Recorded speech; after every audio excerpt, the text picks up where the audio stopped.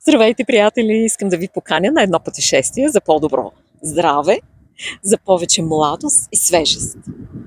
Пенка Донерт, аз съм холистичен терапевт от Мюнхен. От 34 години работя в сферата на здравеопазването. Как се започна? Първо завърших полувисшият медицински институт в Пловдив, в България, и работих най-напред като медицинска сестра в интензивно и анестезиологично отделение.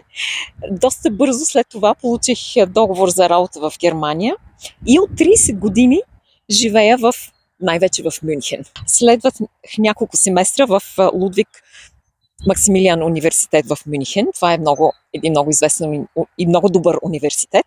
Преди 12 години завърших образование за консултант по въпросите на здравословното хранене. Преди 8 години, точно когато четвъртото ми дете беше бебче, завърших образованието ми за холистичен терапевт и от тогава се занимавам задълбочено с въпросите на здравето.